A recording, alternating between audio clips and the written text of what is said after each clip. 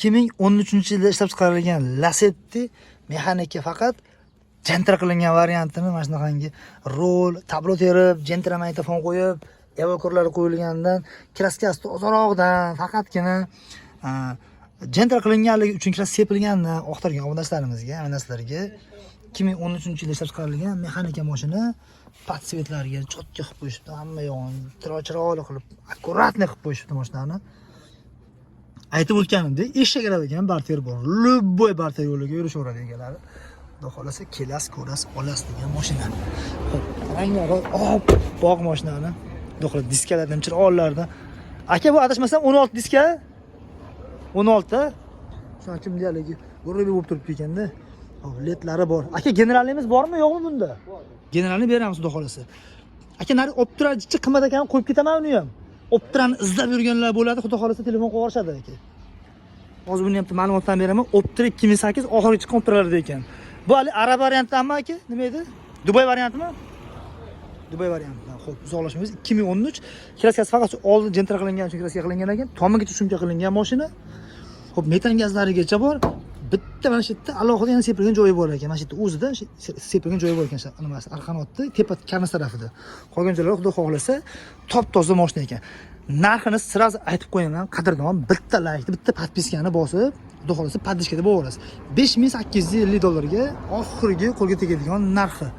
Hozir sizga bitta buni ichlarini ham ko'rsataman. Motorning aksiyalarini ham bitta hozir o'raman. Ammo lekin mashinaning ichi istara, chiroyli, jonon bo'lib turibdi. Xo'p, nima ham 3-paysanikidan qo'ygan ekan haqiqatdan ham. Evakorlar. Bagajda ham bitta bosib o'rasiz endi, og'a. Xizmat bo'lsa ham. Hop. 1.8 mexanika motor karobiga javob deyishyapti. Xudo xolasa kelib ko'rib olib ketsalaring bo'ladigan holatda. Qadrdonlar, sizlarga $5850 ga motorni ichi yuvilmagan ekan xolos, lekin tiniq turibdi, xudo xolasa. Kelasiz, ko'rasiz, ma'qul keladi, bosib olasiz. Bitta shuni ham sizlarga tavsiya qilib ketay. 2008-yilda ishlab chiqarilgan Optira ekan, mashinani probegini qarang. 173 ming. Optirani ham bilgan bilishadi, bilmagan o'zi biladi degan joyda. Aka, buni variantga ham bera olaman deyapsizmi? Lekin probegiga zo'r ekanda bu. 173.538 km yurgan ekan. Xo'p, test monitorlari bor. Zavod rollari bor. Podsvetkaga sedanlarni moslab tikib qo'yishibdi. Chiroyli qilib, akkuratni qilib qo'yishibdi. Mashina o'zi svejiy. O'zi gapirib turibdi. Tonirovkalargacha bor ekan, 10 oy. To'rtta yaxshi archa balonlar qo'yib qo'yishibdi. Xudo xolasa. Kraskasi mana bitta qanot deyapsizmi aka? Bitta qanot kapotni yarmida petno ekan, a? Keyin kalin kechasida bor, aka.